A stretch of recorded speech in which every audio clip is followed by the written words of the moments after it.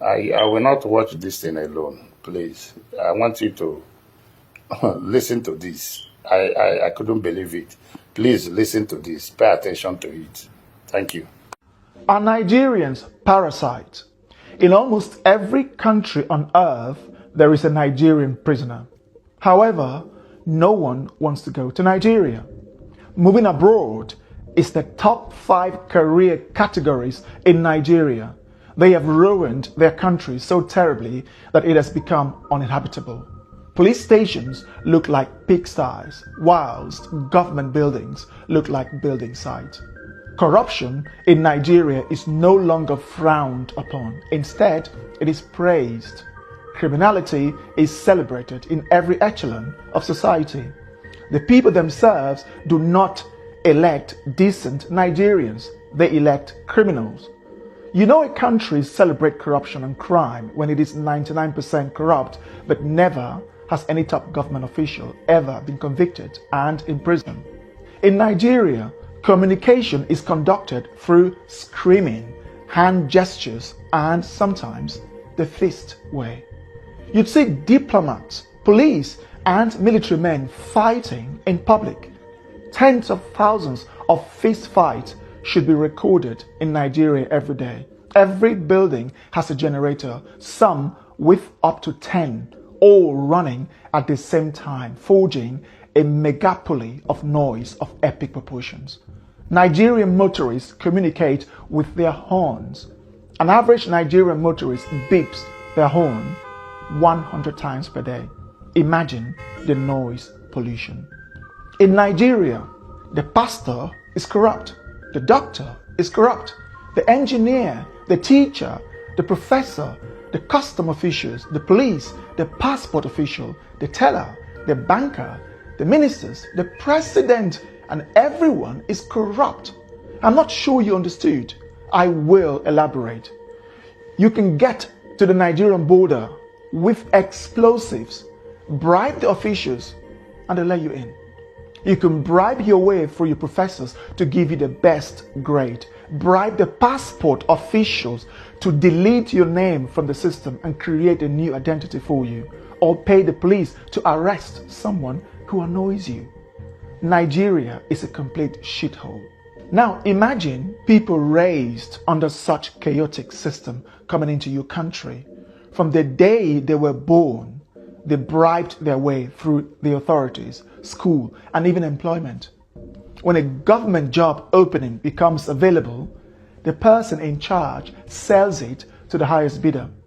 You see, this is not talked about enough. I have given this a serious thought before making this video, and it breaks my heart that I have to make it. A Nigerian have no sense of queue, keeping the street clean, respect authority, law and order, or the faintest idea of customer service. There is only one thing on the mind of a Nigerian: make money and buy respect.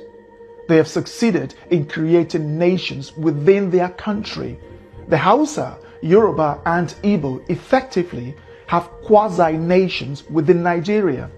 You should see them bashing, fighting, hating, and disparaging each other instead of working together to fix up the world's greatest human shithole ever put together, called Nigeria. Let me take you around the world. There are Nigerian prisoners in South Africa, Namibia, Botswana, Kenya, Angola, Gabon, Cameroon, Ghana, Cote d'Ivoire, Senegal, Indonesia, the UAE, Qatar, Pakistan, India, Thailand, Malaysia, Singapore, Vietnam, China, Hong Kong, Japan, South Korea, Russia, Ukraine, Poland, Germany, Italy, Switzerland, Norway, the Netherlands, Spain, Canada, the USA, Colombia, Brazil, and even countries as poor as Chad, Congo, and Mali. Their conviction typically surrounds around drug trafficking, pimping or pandering, 419 fraud, which includes dating scams, credit card fraud, and other fraudulent activities. The world has every reason to scrutinize Nigerians 5 times more, or even ban them altogether. Nigerians give black Africans a bad name. I bet you Namibians, Botswana, Kenyans, Angolans, Senegalese, Burkinabes, South Sudanese or South Africans commit the least crime of all Africans who live in the West, South America and East Asia. Botswana, Namibians, South Africans and Kenyans don't leave their countries like Nigerians do. When they do so legally, and when they are in your countries, they are 10 times more likely to abide by the law of the land and stay away from crimes.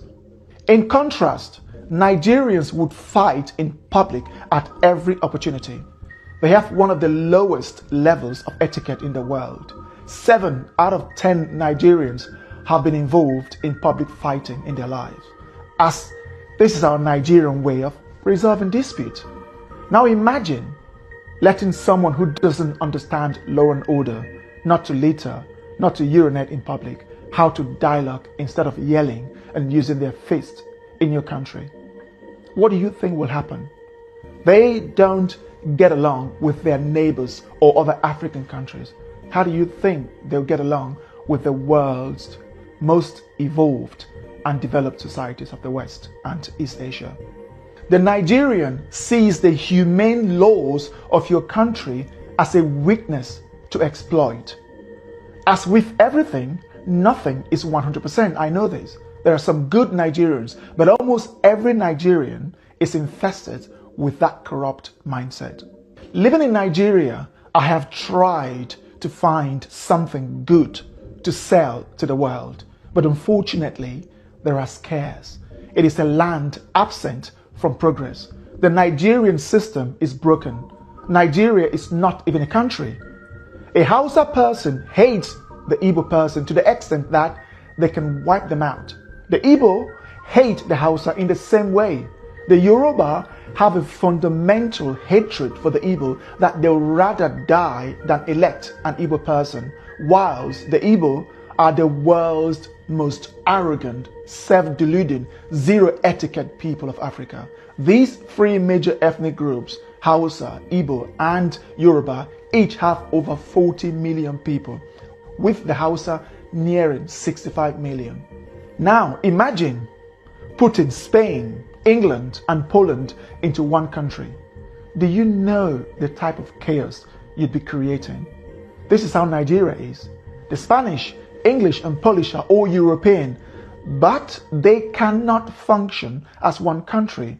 So too do the Hausa, Yoruba and Igbo. These people cannot function under one country. When government ministerial positions are declared, they often have to reflect the Hausa, Yoruba and Igbo shares before the other minority ethnic groups receive their own share. If the sharing favors one ethnic group more than the other, they fight, yell, insult and complain until the next appointment. The other ethnic group in charge will now retaliate by appointing their own ethnic group. The presidency has to go to that ethnic group, then that one, and this one, and those one. Then when the next one comes, they keep changing. You see, in short, the number of ministerial positions have to reflect the various ethnic groups. This is not a country, but a bunch of tribal, unevolved, mentally unstable, over 200 million stupid people.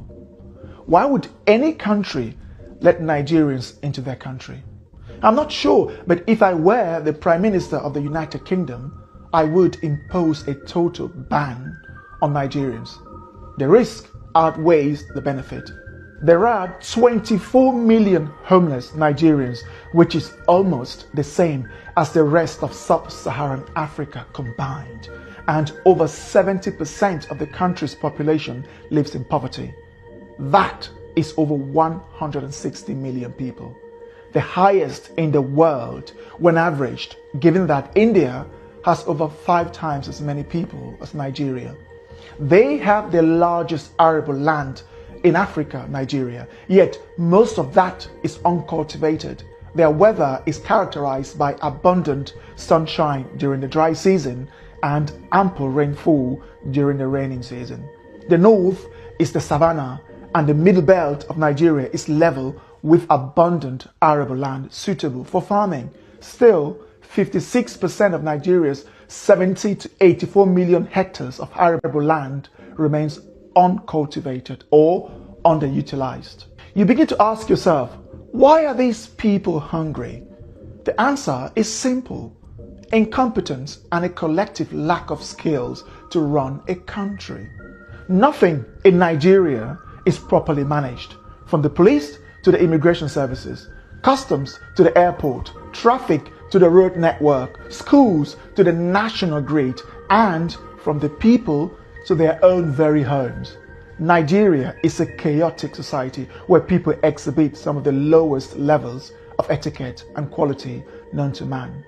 And most of these people are looking for ways to obtain visas to the various developed and semi-developed countries so that they can bring that chaotic upbringing from Nigeria to the world. I have tried to find a better way to euphemize this video. Still, after months of procrastinating, I couldn't find a better way to organize my words, but to say it as it is. If you are a Nigerian watching with the slightest ounce of honesty, you'd agree with me. We have earned the badge of honor of being amongst the worst in the world. Poverty isn't why Nigerians are dishonest, criminal-minded, corrupt, and everything else. Nepal is a poor country. How many Nepalese have you seen committing crimes around the world? Chad, Burkina Faso, Mali, Myanmar, Tajikistan, and South Sudan are poor. You can't see them going around the world committing crimes. Of the world's 195 countries, there is a Nigerian prisoner in 60% of them, the highest of any country on earth. That is not an accident.